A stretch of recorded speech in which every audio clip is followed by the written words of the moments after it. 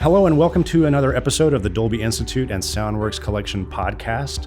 This particular series of episodes is focusing on the long-term relationship between certain directors and their sound teams. I'm Glenn Kiser. I'm the director of the Dolby Institute, and I'm really thrilled to be sitting at a table on the Fox studio lot today with Matt Reeves and his team that he's been working on for 4 pictures in a row, right? Cloverfield. Yeah, that's true, right? You've been working on us for that long? Yeah. Cloverfield, Let Me In, and of course, Dawn of the Planet of the Apes. Wow, that's crazy. And most recently, War for the Planet of the Apes. Yeah, that's the last one. This is the last one. That's it. Yeah. It's over. Yeah, So that's it's been We all end quit. of the line. Yeah. This was it. We gave him one last one, and we thought that was it. Each time they So- said no. At the table, joining Matt, we have sound designers, supervising sound editors, and re-recording mixers, Will Files and Douglas Murray. And making a special guest appearance to represent music at the table today, I'm thrilled to have Michael Giacchino with us. Ah, All right. it's me. Yeah, that's you. So I want to start to talk about War for the Planet of the Apes, which is obviously the most recent film, but I want to touch on the other movies that you guys have done together as well through the conversation. I think, watching the movie again, most people get so kind of just taken away by the storytelling in War of the Planet of the Apes. I think it's easy to lose sight of how hard it was to make this movie. So I wanted to just but I wanted to ask you, Matt, to sort of describe. I'm thinking especially of the opening sequences of the film at the Apes camp, and then behind the waterfall. So I'm curious about what's the process of shooting that? How much of that is real? Is any of it real? Obviously, you're using actors who are doing some mocap, but Yes. what's the process of shooting? Well, it depends on the scene, but most of what we shoot is real. Most of what we shoot takes place on location. But there were sections so at the beginning when we're in that opening battle scene, we're moving up a hillside of a logging area in Vancouver. And the whole thing is shot. All of that is, that's all photography. And then the performances are captured right there with the humans and the apes. And then we shoot plates that don't have the apes in them. And then Weta takes those performances and translates them so that the apes are doing what the actors were doing. And that process takes a year, and it's crazy. Then when we got to the waterfall, there's only a certain section of that we built, so much of it doesn't exist. And one thing that didn't exist even in any of the iterations of the waterfall was the waterfall. So all of that was created. Even when we were shooting outside and you see them in this beautiful sort of, almost like a quarry-like area, like a very beautiful area, there was no waterfall there. There was a raging river because it had rained, and actually one of our cranes almost washed away. We had to bring in a crane to take out our crane. So the shooting conditions were very challenging, but it was, in certain ways, I guess, it's a lot more like conventional filmmaking that you would think, except for the fact that all of the sounds have to be made again afterwards because they're not apes, but then we work really hard to keep what the actors do too, because their sounds are very distinctive. And Andy sounds like Andy. And if you start putting, we've learned this when we did Dawn, if you start putting chimp noises in Andy's mouth, he's not Andy anymore, he's not Caesar. So, and so there's a whole process through which each character's voice is arrived at that takes a long time. Well, I think that's a good cue for Douglas and Will to describe a little bit about how you're building those vocalizations and the sound treatments for the ape characters. Well, I'll take that one since that's kind of my primary area of responsibility. I would say that we learned a lot from doing the previous film together, because I don't think any of us had any idea how to best do it. And I remember panicking at one point when Matt said, I think we're going to need to replace all the human voices with ape sound effects from real apes. And it just, which they mostly did, I think, in Rise, except for Caesar. And because there was a community of apes. And then we kind of arrived at this thing where through process of, trial and error. It was a long period of trial and error. Doug was pulling his hair out because it was like, no, that's not it either. That's not it. You know, it was very difficult because we figured we have to at least do something to their voices. Yeah. I mean, obviously, if they're not human, we have to process the voice. Sure. We have to EQ it. We have to add... Combine it with like horse pitch sounds. shifting or breaths and Right. Well, because I presume, they're From animals. It's very physical what the actors are doing Yeah. when they're doing the mocap, and I presume they're doing some sort of vocalizations. So how much of that can you actually use? So in the first one, we thought we couldn't use it as much as we actually ended up using it. So we used it a lot more than we thought we would. That's where we discovered that with Andy in Dawn. particular, we had a thing where we're like, there was a moment when he was crying out. Yeah. And Andy had done a thing, Yeah. and we're like going, well, but we need a chimp thing there, Yeah, it's right? gotta be a and big- then we put a chimp thing, and we're going, that doesn't work at all. It's not And it was Andy. so interesting. Every time we put anything else in Andy's Yeah. mouth, it didn't work. I think there was one thing or two things in the movie where you combined his We voice with combined something, it for his call out when he's at the bear. but in this one we didn't do it at all. Did we? I don't think. Not you think for Andy, no. Yeah. Not think once. We did it with some of the other. So We tried it maybe everything- when he was running towards the colonel at the waterfall. But Oh, I when he think- ran- but- when but he I ran think- out, Well, we Yeah. have ADR there, but we Yeah. did put in a big scream Yeah. to to again double what he did. Yes. But I don't. And know yeah, if that we actually used his that. voice. Can't It is remember now. layers of his voice Yes, in that that's scene. what So it's we not ended up just his doing. scream, but there's no chimp added That's into his correct. voice. Yeah. And in fact, somebody who was exceptionally good at it was Terry, who plays Rocket. yeah. In fact, he's so good at it that we would do. Doug would do this thing where he'd go with his microphone and get. On the last movie, especially, he got our 8 performers to walk and sniff around him as if you were Yeah. like in the middle of these Yeah. apes. And some of those recordings, you We you used got them new ones, but for you sure. Yeah, you and used we used those recordings again, but Yeah. we made a lot of new ones. a lot too. new ones, yeah. And because then we have a Karen new was the cast. hard one. I mean, Karen, who plays Yes. Maurice, because where Terry and Terry, I'm sorry, Terry and Terry, and also Terry. No, And when Andy. Terry and Andy have a kind of vocalization that makes sense for who they're playing, Karen, who's a genius. I mean, she's playing an orangutan. She's a woman though, and she's not an orangutan. And what is that? And actually, orangutans make very exotic, really do, interesting yeah. sounds. They're panthoots, they're called. Is that correct? Is that one of the things? Well, the Or long pantaloons? call No, I'm is kidding. is the most distinctive sound, long which call. is very undescriptive. Yeah, which we always call the oogadu. The right? oogadu. But what was interesting was we tried to keep as much of her as possible as well. So there you really did some careful blending where there were sometimes where you used the rhythm of what she had done and replaced everything, and then it was animated. But then we started seeing that when the animation came in and it was the actor, their voice was what was animated to, there was a certain kind of alchemy that made it seem very real. So it was like, wow, let's not replace that. Let's supplement it, or let's Oh, I blend hadn't it. thought or, about that because, of course, the animation is the animation is done to to what the actors do. Yeah, which is and of they course, follow the lips based and on everything. based on the voice. Yeah. So So you if really Karen's need going that. like if Karen's going ooh, ooh, ooh, ooh, she's doing her lips exactly Yeah. in a certain way, Yeah. and then when it's animated, you look at it and you go like, yeah, that looks like that orangutan is talking like Karen. So there's a lot of, when you're going for authenticity, there are a lot of different things. Like it's not only the sound timbre or whatever, it's also the sync, and it's the emotional performance, and it's the continuation of the same voice quality from, when she's So he seems doing like so her that the breaths characters and so seem on. like one character. I mean, there's an interesting thing. That's why it didn't work with Andy. It was as if suddenly he was another character. Right. And that would happen with Karen too. But Karen couldn't all be Karen. It's kind of and so like- that was yeah. a real challenge that I think true. Doug really came up with. It was a lot of trial and error. And I think on this one, you learned a lot from the last one. Because I remember when you started, you found those long calls or whatever. Yeah, they're so great. And when they came in, I was like going, ooh, Maurice just came to life. But on this one, it evolved further because we ended up using more of her than I think we Because did she in the last evolved one. too. I think Yeah. Well, she spoke too. She actually, I think, the sound work that we did on the second film, I think she realized there was more palette there Yes. than what she had done on the set of the second film. Oh, that's interesting. So when she saw the first Yeah. film, Yeah. she was like, She was oh, actually I imitating can- the long Yes. calls. She I saw can Dawn actually- and heard her voice very much altered compared to what we did in War. And so in Dawn, she was quite surprised, I think, when she saw it. And she realized that we had expanded her range quite a lot. from what her performance had been.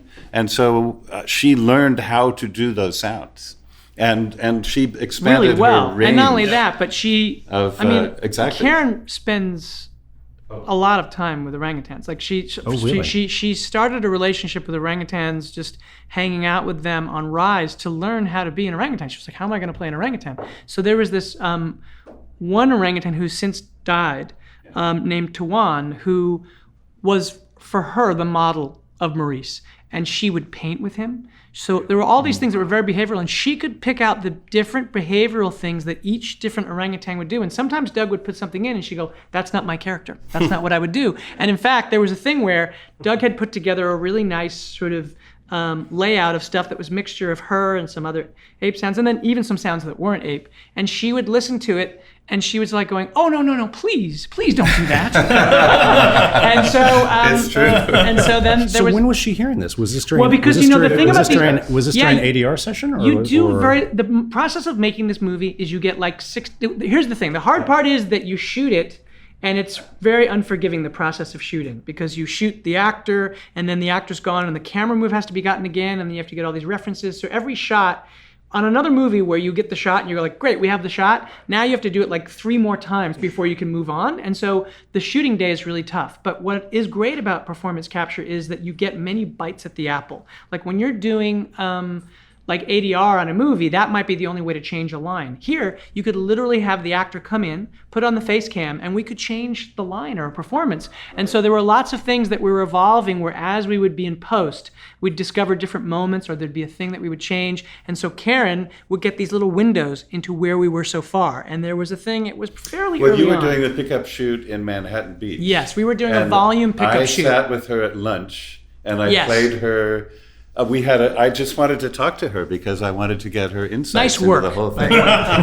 She was very upset. I was like, Doug, what did you do? Then I played her the thing, which was a work in progress, and it was upsetting for her because I didn't just use her voice. Well, I'll tell you what was very interesting too is she speaks at the end, right? I mean, she speaks earlier, but she speaks at the end. And the interesting thing is we really wrestled with that because her performance was emotional and it was really good, but it didn't have the resonance that you would imagine this big orangutan to would have. right, yeah. And that one we just struggled, but we ended So up keeping many- her voice. You Yeah. altered her voice, but it was like the question of how far is too far, because if he altered it too much, if it started getting too low, we started losing quality in the voice that was actually creating the emotion. So then we're going, okay, so this is now more resonant, but weirdly, it's not sounding like an emotional performance, and she was incredibly emotional in that final scene. So that process was like, I'd say like, how many semitones is that? Well, that's 1 semitone. Well, we don't. Okay, that's good. That's That was 3. that was 1 semitone too far. Yeah, seriously, Then that's it's- then literally it's- how we did then it on the stage. Then it starts to sound like Every Queen phoneme. Amidala from. Yeah. you know, Yeah, right. Exactly. And we kind of came up with a novel thing kind of in the last couple of days of the mix, Yeah, really, it's which true. was we realized that what was really missing from when he was speaking, when Maurice was speaking, is a huge chest cavity on those Right. animals, you know? Sure. And we realized there wasn't that resonance to the voice. So we actually played the this voice was really cool what you did, through yeah. a drum. Through a big wood drum. Interesting. And So we you're resonated it. We you're worldized it Worldized her through- voice. with a membrane, Isn't that a amazing? big leather membrane that. So it was still her voice, and in some cases, it wasn't even lowered a semitone. Yeah. But Yeah, no, it was it's just not. adding the resonance seemed to give her a little bit more Yeah. heft. To So make what it did you actually do? viable. Did you put a speaker inside a drum and then re-recorded that from the Did you outside? do that, or didn't you have like a magic we thing? had a sample of it. You had a we thing. used a sample and used Convolution. I would. Like I think it would have a been modeling cooler if thing. you'd Yeah. actually done it inside a drum. I know. That to me is it would the have been a lot coolest thing. cooler if we would have had like 3 more days instead of 2 more days. The movie. Is But you just had a as good. plug-in that did it, right? Wasn't Yeah, that yeah. what it was? The sec- Yeah. Well, we did. But it did it's kind called of, a convolution It was reverb, really cool, and but it uses a being in a impulse of drum would have been cooler. It would have been a lot cooler. We used to Next time. on Might Let not Me have In sounded different, to but- create the sound through the wall, the voices.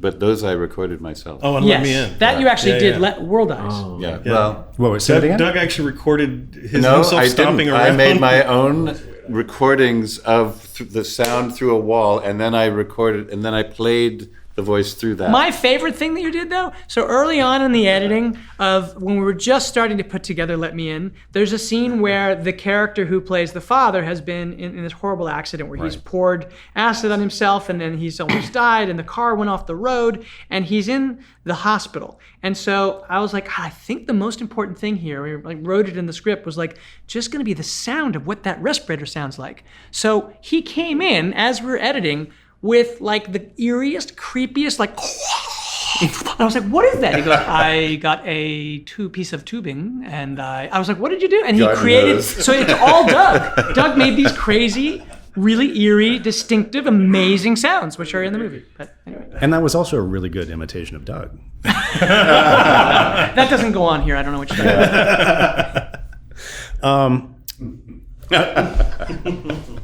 I'm going to come back to Let Me In because there's a lot of digression. There was a lot of really great sound stuff in there, but I'm Michael Giacchino sitting here so patiently. I'm just having fun listening to them lie through their teeth again. None of this happened. This is all.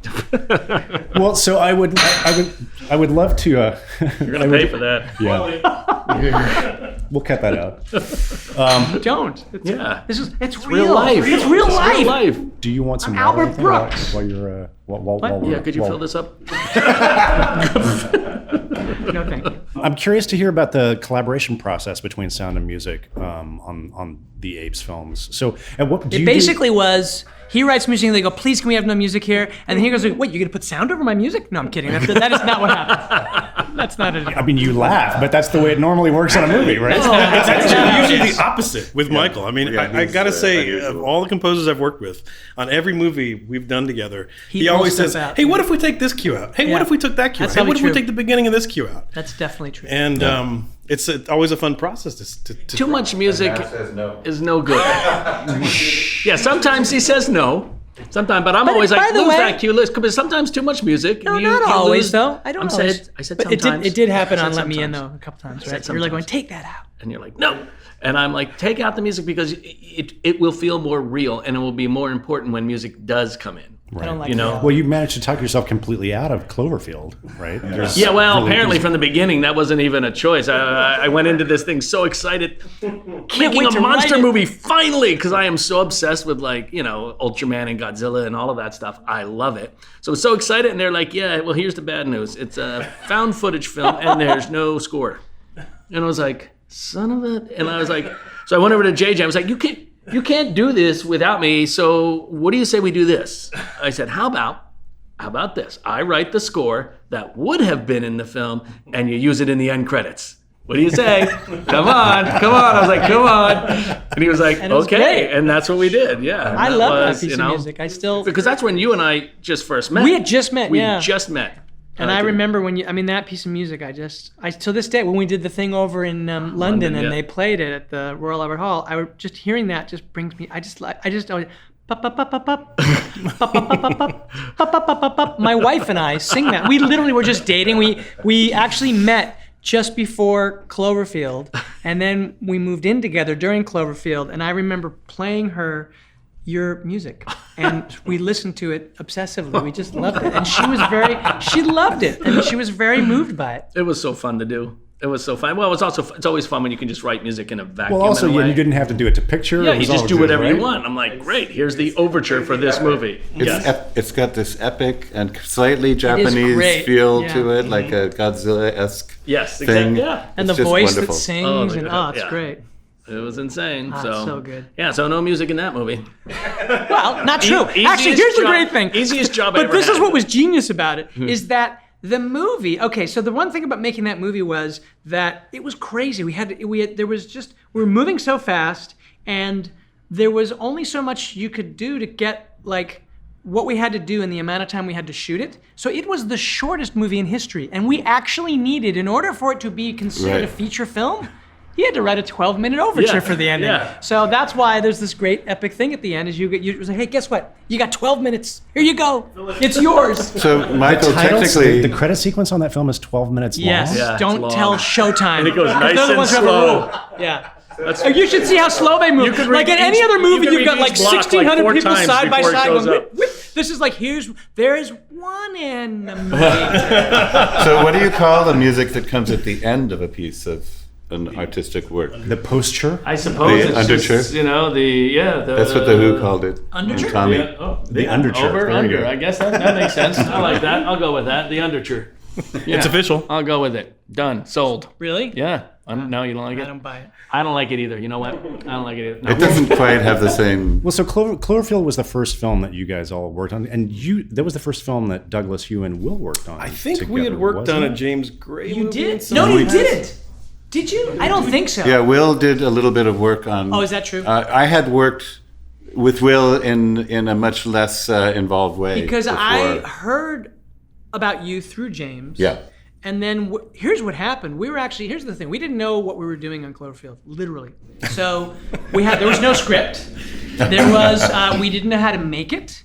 They told me that it would have to be done on Steadicam and shake added later. And I was like, no way. What? No way. They just literally, the VFX That kind people are of going, I don't tracking think this will stuff be done. wasn't possible. And I was like, what? They told you that for VFX. Yeah. And I was like, this is a disaster. So here's the crazy thing. So Drew and I, we beat out the script. And then while he took, I think, like 7 weeks to go write the script. During that time, we prepped a trailer. We made a trailer before we had a screenplay and before we even knew if we could make this movie. And part of that thing was we were making it because we knew that there was going to be a slot to take this totally unknown movie and put it on the release of Transformers. So we'd have this incredible spot. For your trailer. So the trailer was more important at this point than the movie. And we were like, well, we need sound designers for the trailer. So it wasn't that these guys were hired for the movie. They came on because we were doing a trailer.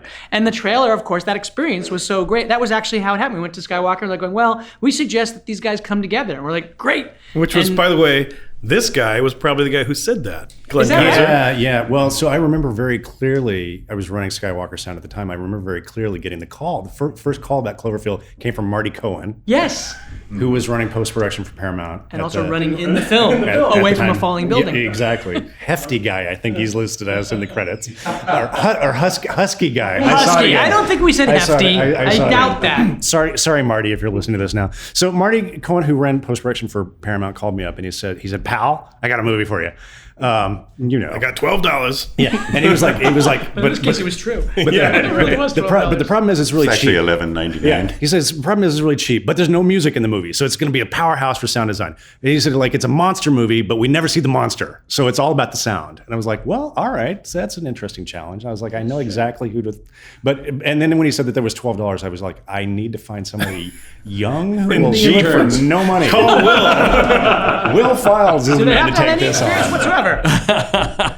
That was so fun too. Anyway, not that you want to digress into that, but that was, I remember that experience of trying to basically score the movie with sound. It was the crazy. whole- Well, yeah, because you had the rule; it was found footage. So, of course, to have a symphonic score in the middle of that would have been work. And completely yet you needed the inappropriate. tension that score would provide. And so there was all of these sort of like ascending tones and these kind of drones and like the whole idea of everything that happens in the scene in the parasites, where the parasites are attacking them in the tunnels. In the Those subway sounds in the tunnels? tunnel, like we weren't even we were in like some place in like San Pedro. It wasn't even a tunnel. So it was like everything was about sound. Everything. And it was kind of like just getting the sound to go until you were going nuts. And then the audience going like, I don't like this movie. Well, so there's, but if you start to pull it apart, there's a really interesting kind of, rule-based thing, which is, you shot it to make it look like it was found footage. Yes. But it's 5.1 full fidelity, high But wait a quality minute. stereo sound. You had the idea of using the MS undecoded mic so that it was as if we had the mic that was on the camera. Right. I remember that Andy Nelson was like, this is great, don't ever do it again. And it was an amazing thing because it was like the whole idea was to take the voices and have them cycle around you the way it would sound like every on a sound cheap in the movie had to Handicap be bag. panned, including Yeah. all the voices of all the characters and the Foley. And, Yeah. it had to track what was happening on the screen Yeah. all the time. It was bizarre. It was very complicated. It was cool. It would have been a great movie for Dolby Atmos, actually. But It would have been. At the time, 5.1 was all we got. Sure. So we had to make it work. It's I true. remember the first time I saw it, I thought it's got to be mono. That's the only way it'll ever feel authentic. It's got to be mono. And then I realized there's no way emotionally it's ever going to work in mono. What we did though, Do they have cameras with Dolby Atmos microphones on them? We actually do. Is that true? Now they're phones with Dolby Atmos capture on them. Are you kidding? So now you can. All right, so the next movie could have fantastic sound. That's the new Cloverfield. Yes. 7. But the thing that we did do was that we did the same thing with sound that we did visually, which was we couldn't actually shoot because the resolution, which by the way, now probably you could get something where the resolution was good enough on something really small. But when we were shooting Cloverfield, not only did we think we had to do it like on Steadicams, which thank goodness we didn't, because I thought, well, no one will ever buy that. These people are filming their lives and they're going to look at these things, this movie and go like, well, that wasn't the way it really looks. And so what we did was we made a mix of, we started with a camera that literally fit in the palm of your hand. And so the idea was, then we went to another size camera, which I filmed much of it off. So I filmed a lot of that. I was HUD in those with him standing behind me. Or TJ added a lot of great stuff later. Where it was like when he was amazing. His vocal performance is hilarious. He's great, but each of those things we just kind of graduated to bigger and bigger cameras. So you already accepted that like the actors had been able to hand each other the cameras or it had fallen on the ground. And then later what happened is we went through several camera operators because they would put these handles on the camera and try to take like an 80-pound camera and lift it and swing it around as if it weighed a pound. And they literally, we had 2 of them blew out their knees. It was crazy. It was absolutely brutal. But anyway, the sound at the beginning was kind of really lo-fi, right. And it starts lo-fi and it starts widening and then. Well, because I was thinking about it because I watched it again, and you're right. That very first sequence, which is just the 2 of them in the apartment, it really does sound like it's the onboard microphone. That's the idea. But then, in fact, it was the onboard microphone. Yeah. But then the next scene, you're on the street, and suddenly it's in 5.1. Right? Yeah, exactly. We actually did. Normally on a film we do like a Foley cloth pass.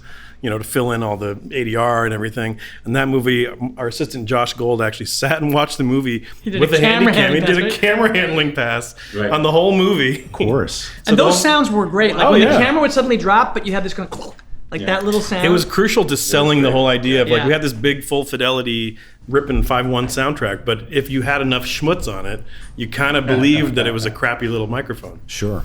Sure.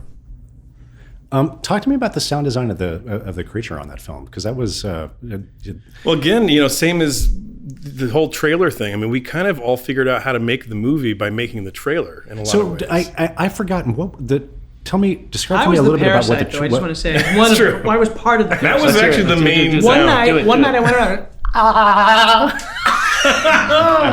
and they had this little Zoom H2 recorder.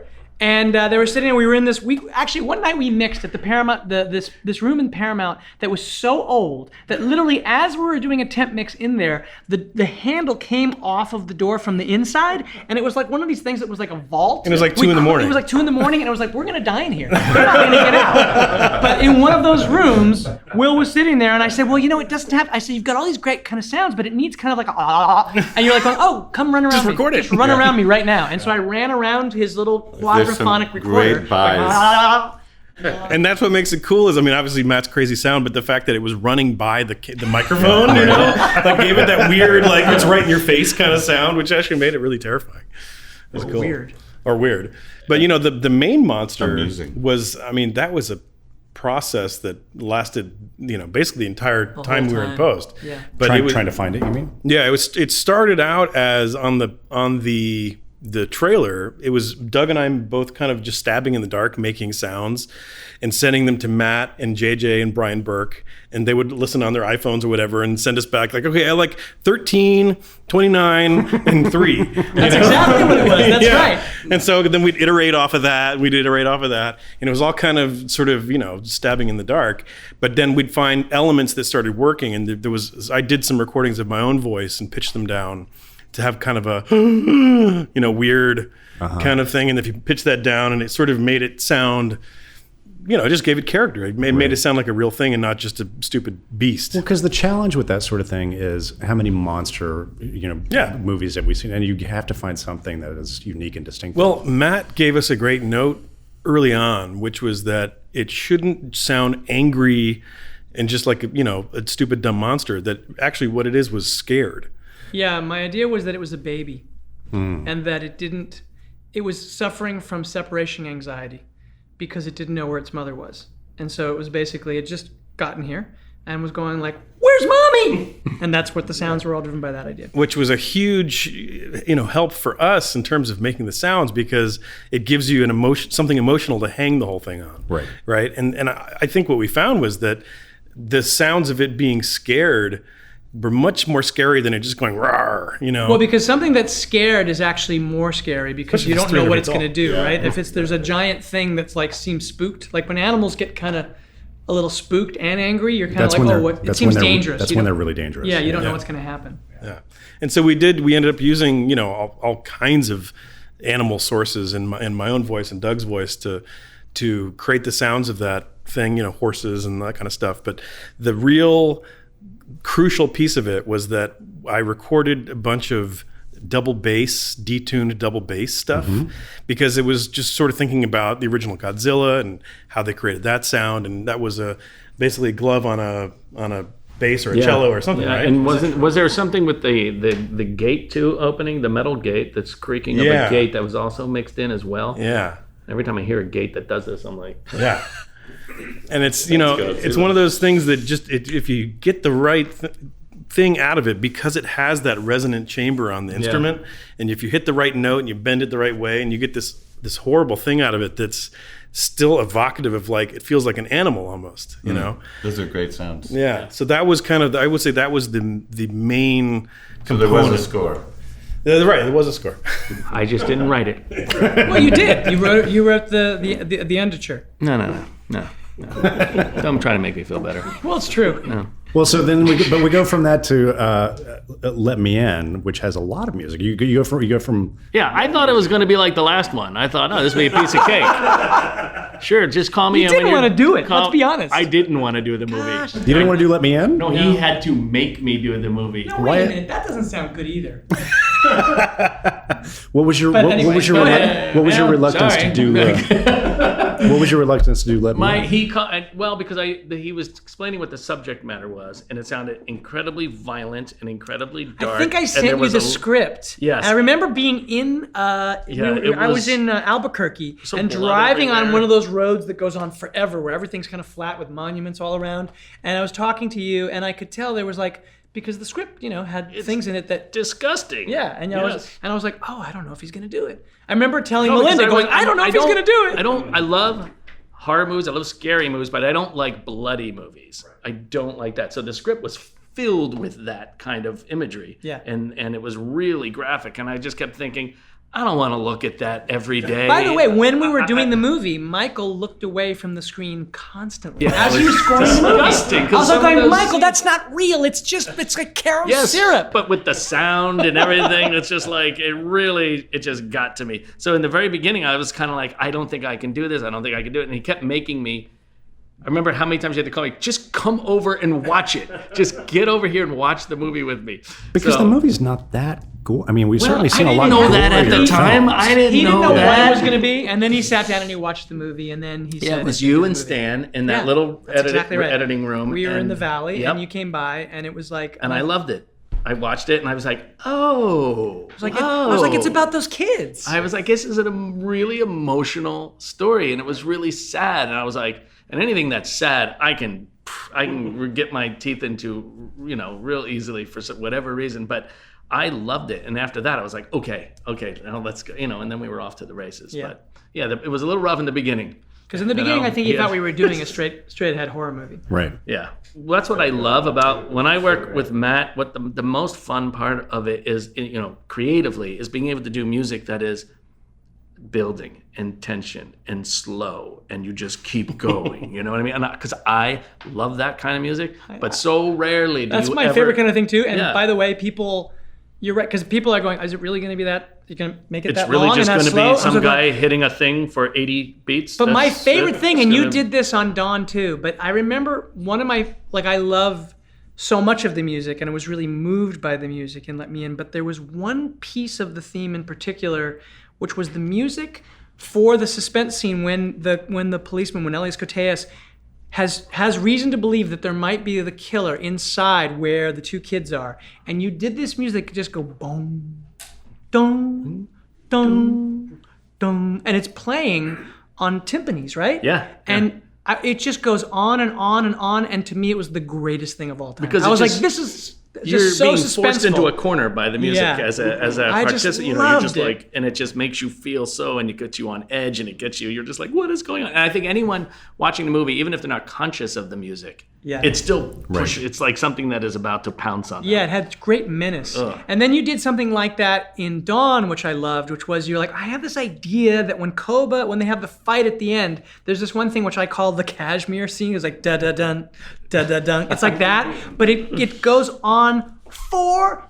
And I love it. It's just until you're like going, I think I'm gonna go crazy, and then finally they're fighting and it's crazy. Right, but and it then it goes into this whole takes other- it's just I love that kind of thing. And when you So do that, sort of experimental music in a way. We do a lot of that in these films, which I love. And I feel like I hear more of that in your scores with Matt's movies than almost any other things that you're doing. And it's true. It's because he loves it as much as I love it, and so when we're together, we get to just do that. because I'm a boring director. So You I gotta make put things something in last there. forever. No, it's so- They're like, well, I got an idea. We can fill this with this because thank God you're gonna need something. Well, but it's funny that you say that because that kind of shooting and editing style gives these guys such a playground. Absolutely, There's and it's more- there's built into the atmosphere, movie. yeah. Like you couldn't do that on a lot of the other movies No. that I work on because everything They're is fast, so fast. right? They go boom, boom, Yeah. boom, boom, and before you know it, you're onto another scene. So you don't get the time to build that. But there's tension. a great sense of that sort of Bernard Herrmann or Oh my God, Penderecki yeah. Yes. and Ligeti. Yeah, and it's all these all of that mashed wonderful- together in that mixing bowl. Yeah, Yes. it's so great. Well, I remember on Let Me In, you guys were doing so many weird effects with the instruments. Yes. And I mean, I was the kind of thing I was listening to it, and I would ask you or Andre, and I was like, how did you do that? Yeah. Like, what is that sound I'm hearing? Doing to their instruments. Right, Yes, totally. exactly. Well, and sometimes the players, and a lot of time you have to remember these players. They're playing an instrument that is maybe worth $500,000, and sometimes Can you hit that? Sometimes $1 million, and you're like, oh, just turn your bow over and smack it, and they're just like, no. And they usually will bring their a second violin. They pull that one out. I'll hit this one. I'm like, okay. Especially when they get the call and say, "Oh, it's a Giacchino thing." Yeah, it's I'm like gonna you better bring the crappy violin. He's gonna have me screw something into it. Well, we did a lot of I that know, too. that's why I'm saying it. I mean, you should have saw the piano on both Apes movies was littered with all different kinds of screws, and it's called a prepared piano, and you go in and you prepare it. And Jerry did it on the original Planet of the Apes, Jerry Goldsmith, and so I wanted to try that idea. So going in, but it's really you're hunting for the sounds that you like, because sometimes you do it and you're like, that's not it, you know. And it's all about how tight do I do the screw, how far away is it from the soundboard, is all that. It's like a really crazy meticulous thing. And once you got it, I remember we photographed everything on it to make sure every screw was taken out and put in a little case, and we had it all again for So you could bring war. it back. Yeah. Yeah. I don't even know where that is right now, to be honest with you. Now that I think of Is it in this bowl? Maybe. you brought these props. What are these things that you brought to? Okay, so these are instruments that were used on the original Planet of the Apes, 1968 Planet of the Apes film. There's a percussionist I work with. His name is Amyl Richards, and he played the bongos on on the original Mission Impossible theme. He's played on pretty much everything you've heard ever in your life. He's played on it, and he's still plays for me in my orchestra. So he's played on every Lost, every Alias. The guy has been on everything. So when he found that I was doing Apes, he was like, "Hey, Goomba," he calls me Goomba. My family's from Sicily. He's from Sicily, so it's a whole thing. But and remember the scene in Raiders where the student is leaving the classroom and he puts the apple down the thing. Amyl always does the same thing, except it's with a giant sausage. He'll walk past me in the booth and just slam a sausage on the thing and just walk out. That was it. That's very funny. Anyway, so he goes, "I have something for you," and you want to be a little worried about that when you hear that from a Sicilian. So for those of you who are just listening on the podcast, Michael has what looks like a normal mixing bowl. It's a mixing bowl. Now, the story behind this particular mixing bowl was Amyl in 1967 was wandering through a hardware store. He turned to grab something and he knocked over a stack of mixing bowls. This is true. And he was just like, he heard the sound, and like any great percussionist, if something resonates with them, they'll grab it, they'll buy it and throw it in their garage and think that they'll use it sometime. So when he heard these, he was about to start doing Apes with Jerry, and he thought these would be amazing for that film. And he's sitting in the hardware store banging on these pots. I can only imagine the guys at the front being like, what the hell? So here's this, you have this. And there's about 7 of these bowls, and they're all different sizes. They stack inside each other. But that one, when you hear this one, I was like, bam, I was just taken straight back to this, 1968, Planet of the Apes. And I was like, we can use these? He goes, no, you can have them. And I was like, I can have these? Are you kidding me? Because I was obsessed with Planet of the Apes as a kid. Sure. I mean, I wanted to be Cornelius. I wanted to, it was... And it's an iconic score. Absolutely. And I love Jerry Goldsmith, and he was incredible. So he gave me that, and he goes, I got another thing for you. And this also on Dawn. He said, we used these as well. I thought you might want to use this. So this is, well, let me play it.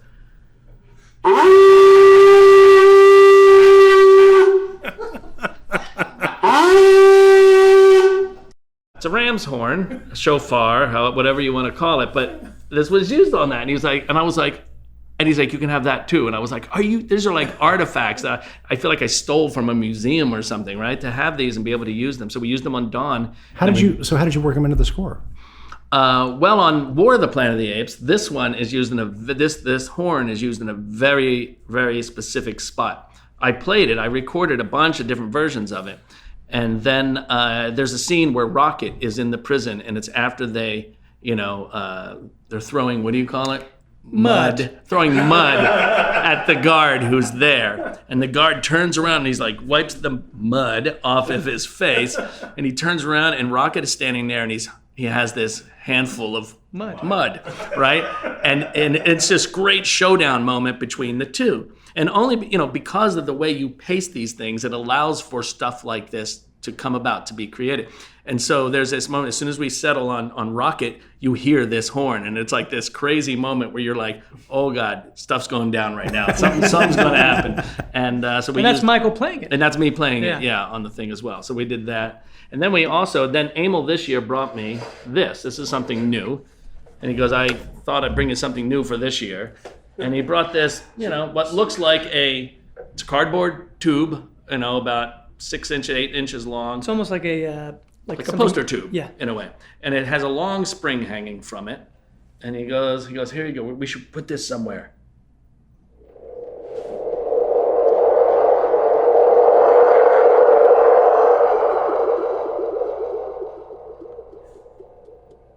So it has this really great resonant. Now you add some reverb to that. You record, you're on the stage at Fox recording these scores, so you have a great big room to hear it in, and it just sounds otherworldly. You're like, what is that? And there's all these different sizes of these things too. So you have giant ones and they have smaller ones, and so it gives you all these different, variations on a theme. But it just adds such a great, crazy thing. And we would put them in moments like when there was some slow motion stuff out in the beginning. I remember when. The donkey ape is sort of like turning around watching, and they're going up the hill, that whole area, and as he's slowly turning around, it's there, and it's just like in different moments in the film, but it just adds this, a lot of times you accomplish these sort of effects with synthesizers, but you don't realize how much you can do with a real things, and that's the fun part, I think, is just finding something in the world you can go and use. So that's amazing. That's this crazy stuff. That is awesome. Well, you played on the score for Dawn. Oh yes, I did. Yeah. I took a Super Ball on a stick and rubbed it against a gong, and it made a. It was the most fun. Yeah. It was incredible. We were playing together. Yeah, we're playing. I was like, here we are the first day it was the first day of recording. And we were like, come on, let's go. And the percussionists are going, it's all right. Look at these guys, these clowns coming here. And we're like going, it was incredible. I think I was playing the bass drum or something, and we were so but fun. It's so weird because you also feel like it's fun, but you're also like, oh God, there's 100 other people in the room who are counting on us two idiots not to mess it up, and so you have to count, you have to make sure you remember where to come in. I just followed you. I didn't count. I watched you, and then you did it, and you were like this. And I'm like, okay. So yeah, we have fun too. It was really fun. Those are really distinctive sounds in the film too. yeah. They really We use them stand a out lot. in the score. I mean, they really we used them, and then we had them recorded, and we would use them in the temp sort of soundtrack for War as a kind of mood setter when it came to represent a kind of rage between the apes. So like when Caesar got angry, when Koba was standing up to him and saying "human work." Oh, there's another and thing. When Caesar stands, different. That's a different thing. That's That's the the timpanis, right? the tips, the giant kettle right? That's what I drums. meant. Those kettle so drums. they're tunable. We had those you saved know? up. Yeah, and they're tunable, so you can. Did kind of you tune- rub those too? So in you the take same a sort of Super way? Ball Yeah. and you rub It's a it, Super Bowl and then thing. you detune it. So it's like this. And it would sound like the thing. earth opening up And it's almost. like It was like crazy. elemental. Yeah. But by the way, this is kind of a like the Kurosawa films do use some of that technique too. Yeah, Like so yeah. it had that kind of like Asian, like samurai, It's like so fun. really cool. Yeah. So and there's all kinds of metal work in there, all kinds of different things that we used. And we used a giant, the Mahler sticks, which are basically, Yes. miniature telephone poles that are so hard to hold because I think they're 10 feet tall or something. And you have to have a guy who's like can grab hold of both of them, lift them up and slam them These on the ground. percussionists are pretty big. And it's amazing. So, and he stands on this big wooden platform. And he's 84 years And old. no, he's not 84 years old and does that. He was much younger and more fit. So you stand on this thing and you can see him. He's like getting ready because he's counting the bars. When do I come in? And he comes in. You see him, and you see him take this breath and go, boom, boom, and then he does it, boom, boom, and then by the time he's done, he's just like, okay, I'm gonna put these down. I'm just gonna put these down, and he has to put them down very quietly, and they're massive, because we're still recording. It's crazy. And that's his exercise for the day. That's his exercise for the day. Yep. But So- they love it. Matt, when you're making a movie other than Cloverfield, which doesn't have the rule of no music, you have these two obviously very powerful sound tools in your arsenal. You've got music, score, and source, and then you've got sound design. So how do you, when you're crafting the film and thinking about it, how do you decide which tool you're going to use in any? It or do you think evolves. about it that way? Well, I think about what it feels like, and to me, everything is driven by how it feels, and so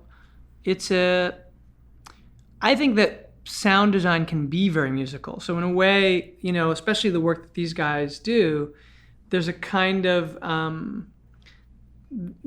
relationship between the two where they can flow out of each other, they can complement each other. You can do one instead of the other, and it's all about what's right for the particular moment. There are some times when, like, there's a very mesmerizing moment, I think, to me, just sound design wise, in War, where the music has been really strong in terms of introducing these themes and what Caesar's going through and knowing that he's going through this heartbreak. And then they find this young girl in this cabin and the music just stops. And you're hearing the ocean and it's very hypnotic and you get lulled into, you're going, oh, we're in another place now. Everything has just stopped. And then you start hearing the sounds of this orangutan and the sound of a young girl who can't speak. And it's this idea, that it's like Michael said, like there are times when it'll make the music more important when you can take it out for a long period of time. So when it comes back, it makes a definitive statement. But there's also times when you take it out and you do things with the sound that really heighten the experience of what you're seeing, and it creates an environment, and it feels really, I find that kind of stuff can be really exciting. But we would do lots of stuff where there were places where, especially when things would get emotional, sometimes you might lean into a moment that would normally be very percussive because it's a battle moment. And we did this actually in both Apes movies, where at the moment where you would think the sound effects would be the loudest, we pulled all of the sound effects out, and there was some very intimate music happening, and this happened. And then Michael, actually, we did that and discovered it in the battle scene in Dawn, and then Michael came up with the idea to do that based on his score. Because if we had put the music that he meant to have there, we wouldn't have been able to use any sound effects because it was so quiet, but it was very emotional. And we were like, oh, that's a wonderful idea to transition into what's going on here. So what does that do for the audience? Well, I think it brings them.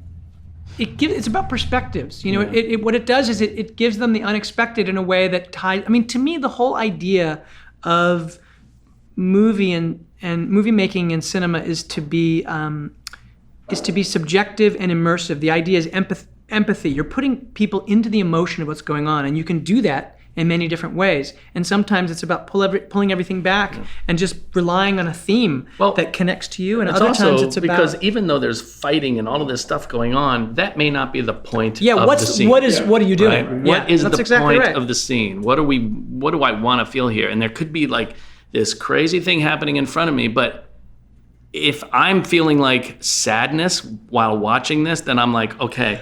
Well, that was how we found it in Dawn, is that the battle scene was really a tragedy. And we kept playing it for the reality of what it was. But that ended up, because it was in a way too objective. And when it was that objective, the meaning of it wasn't clear. But once you realize, oh, wait a minute, we're now taking in that shot on the tank, this turn, which is actually quite tragic, which is there's been an unprovoked attack, the piece is over, and these two species will not be able to live side by side. There's nothing is going to take us back from the brink now. And so that started peeling all those sounds away, and then it actually made the scene work. You didn't know what the scene was about until finally we arrived at this thing, which was bit by bit taking sounds away and then finally ending just on this very sort of emotional, tragic score. And so sometimes it's experimentation, and sometimes you just know it. I mean, there'll be times when I literally write, sound into the script. I mean, we've worked together 4 times. I try to think in terms of the way it'll feel to watch it. To me, the best way to create empathy for an audience is to try and be an audience, and I have to start being an audience from the writing. I start going, this is what you're going to sit there and watch a movie. It's going to be a black screen. There's going to be some sound. What's that sound? It's going to make you lean in. Where are we? And so, but it's all a process of experimentation. You try some stuff and, oh, wait, that really made me feel something. That didn't. And so that's what's so fun about working with these guys. Sometimes we overdo it. There were times like we'd be sitting in my studio and we'd be like having so much fun and we'd be like, wait, make it louder. Let's make it, oh my God, let's add all the instruments in and let's do it. And we'd listen back and go, oh, it's so good. We're so happy. We hug each other. We're so happy.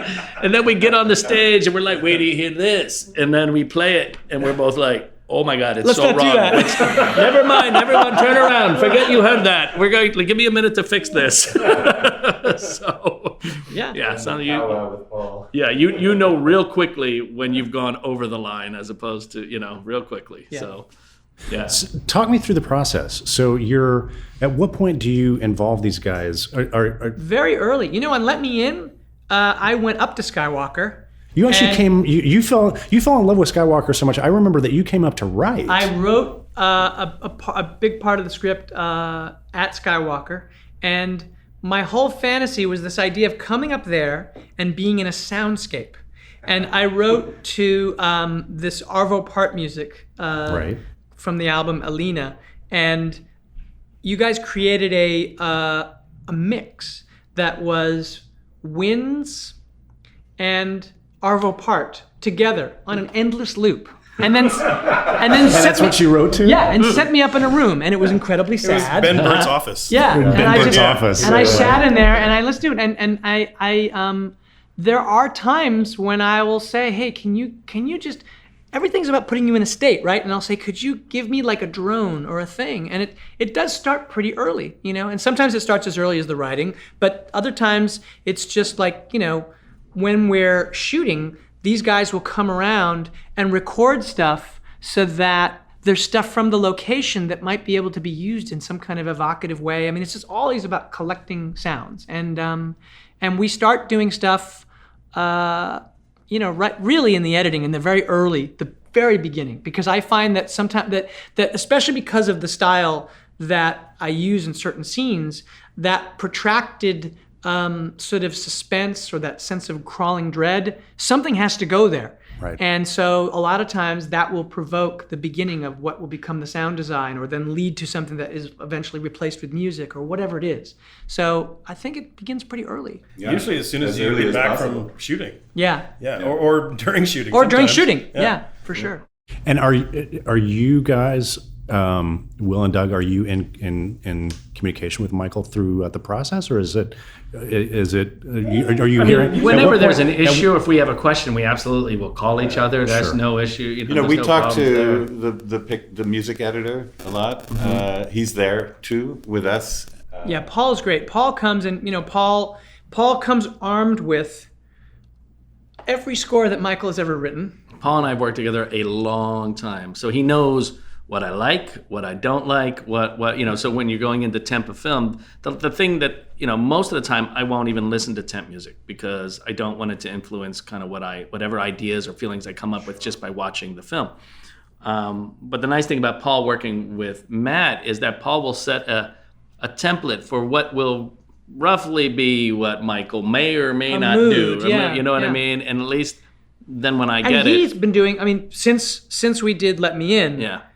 I've been working with him and you, so that is 3 movies. And because so much of what we have is not representable, I end up leaning on Paul in the beginning to put in too much music to represent the 16,000 things that aren't there. So the first cut of a scene might be like a guy against blue screen, and we only got the blue screen, and it's supposed to be all of this stuff. So I'll be like, I really need some intensity here. So, and it has nothing to do with what will be in the final movie in that sense, but it does influence a shape, and then those things will start peeling back, and then so there's. As much as they say that I love to have as much of Michael's music as possible, there is so much more at the beginning of temp music that has to be removed so that by the end... When Michael arrives on the scene... He starts throwing stuff out. The music starts getting so much better because there's suddenly room for to hear the sound. And in the early stages when working with Paul, Matt has to build a whole imaginary visual... we're building it with image. music. It's an emotional guide because you're showing this to people that may or may not have any imagination as to where it will end up. Well, I have to show it to the studio so that we can get the approval to actually get to work on the hundreds of effects. Like, these characters don't exist until you start turning them into the characters that the actors played into Apes, right? Right. So I have to represent that so that they can see that there's a movie that actually might work. And so that movie has to be represented, even though we don't have it. Right. So it's like, okay, we are now creating a facsimile of a movie, and here's an emotional map. And what's crazy is it works. Like, it sits down. I remember we showed Dawn for the first time, and I remember Emma Watts turning around and crying and going, "Oh my God, it's really great." She was really moved, but it was like a very crude. That was the first version you saw as well. I remember you saying like, "Oh, I'm really excited about this," and I was like, "Really?" Because I'm scared. Well, congratulations, guys. War for the Planet of the Apes is a really stunning achievement, and I really appreciate you guys taking the time to do our show today. Thank you. Thank you to Matt and Michael and Will and Douglas. It's been a fascinating discussion. Thank you. Thank you. This is Glenn Kiser signing off from the Dolby Institute and the SoundWorks Collection podcast. Thanks.